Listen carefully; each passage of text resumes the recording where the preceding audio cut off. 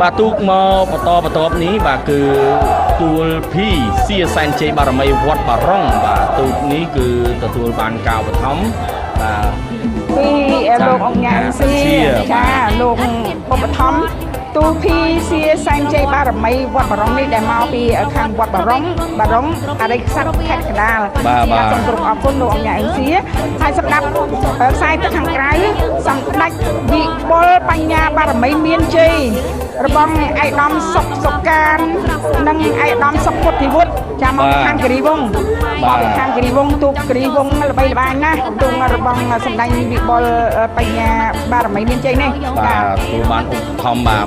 ទាំងស្រុងតែម្ដងពីឯកឧត្តមសុកកាននិងឯកឧត្តមសុពុទ្ធិវុឌ្ឍបាទលើឃើញថាលោកលឿនដកហើយនៅខ្សែទឹកខាងក្រៅល្អណាស់មកសម្ដេចវិបុលបញ្ញា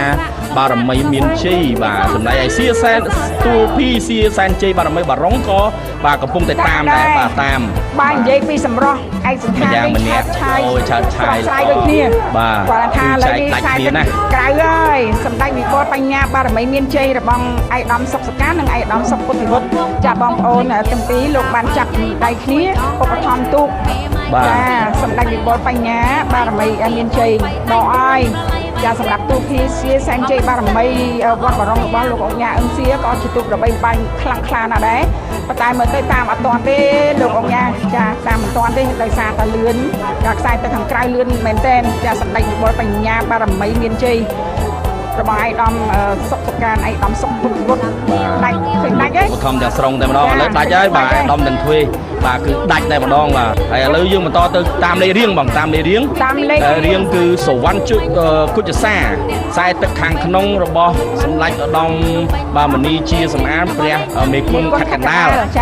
ចំណែកឯខ្សែទឹកខាងក្រៅទ្រីភិបឧត្តមសែនជ័យបារមីទី2កំពង់ឆ្នាំងបាទអ្នកអង្គញាទ្រីភិបនិងអ្នកអង្គញាបាទគៀងស្រីនាងដូចគ្នាបាទឥឡូវយើងឃើញខ្សែទឹកខាងក្រៅល្អបាទ297ត្រូវហើយបាទទូកនេះមកពីខេត្តកំពង់ឆ្នាំងទ្រីភិបឧត្តមសែនជ័យបារមីទី2ឥ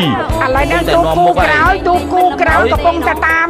ចិត្តទាន់ហើយចិត្តទាន់ទូកខ្សែទឹកខាងក្នុងបាទសូមជម្រាបជូនតែម្ដងសម្រោងជ័យមហាបវរធិបតីសែនជ័យរបស់ឯកឧត្តមនេតភក្ត្រារដ្ឋមន្ត្រីក្រសួងព័ត៌មាននិងឯកឧត្តមវ៉ាន់ថនបាទអាចារ្យវ៉ាថនកាត់កចេះបាទនាំមុខតិចតួចអីនាំមុខតិចតួចខណៈពេលដែលទូកគូទី73នេះនៅប្រហាក់ប្រហែលគ្នាបាទខ្សែទឹកខាងក្នុងអូ297នេះ